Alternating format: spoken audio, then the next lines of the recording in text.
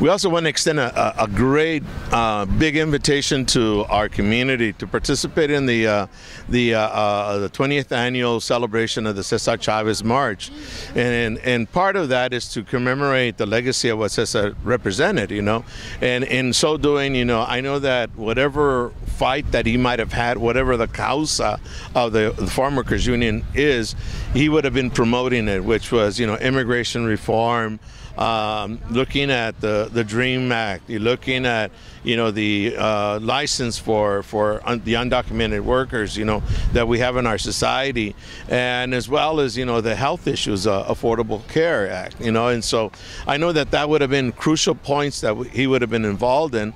And this year we're doing the Cesar Chavez March on the south end of Oxnard, because we have in Oxnard, it's so vast, and so we have a lot of workers living in many parts of our city.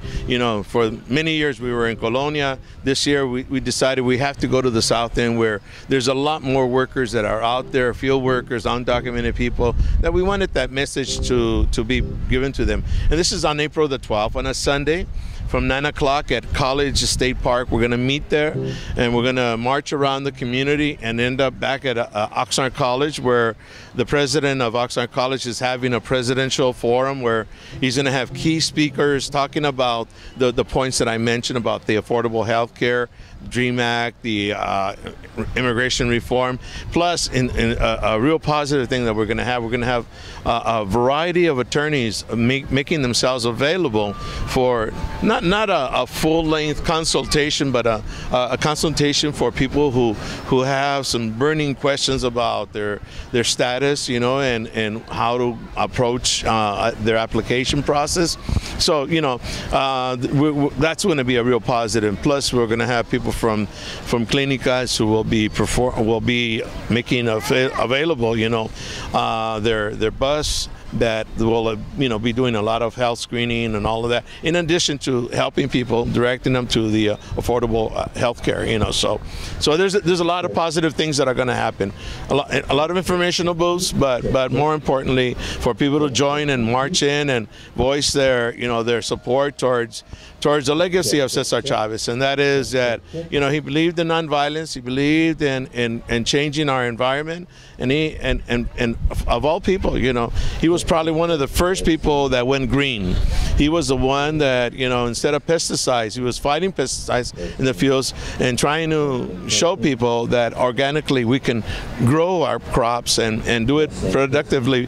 Obviously him going green, he was trying to demonstrate to the growers, you can spray your pesticides on the workers, even though you're trying to protect your plants, but you're actually causing risk for the workers because of the kind of poisonous chemicals that are being sprayed out there in the fields.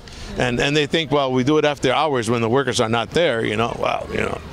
It's gonna affect them still, because the poison is still there. But more importantly, that poison lingers on the products that are picked, and it goes out into the market, and we as consumers are also at risk. And so Cesar Chavez was already a person already doing the green thing, and by the fact that he was promoting that. And so Earth Day and his celebration of his legacy is crucial. We're doing it on April 12th on a Sunday, and we're encouraging people to come out and show their support, just like today. It's going to be something informational and positive all around to make the lives of all the workers better.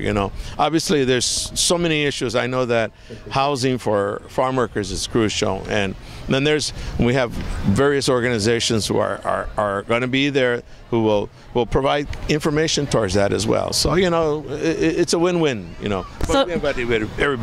9 a.m. at College Park? At College Park, and then by 10:30 we're in a march, and we'll end up at Oxnard College by 12, and then we're going to have a big forum there, and it's going to be in the Performing Arts Center of Oxnard College. Okay. All right, great. Thank you. We'll see you there. Pleasure. Ándale.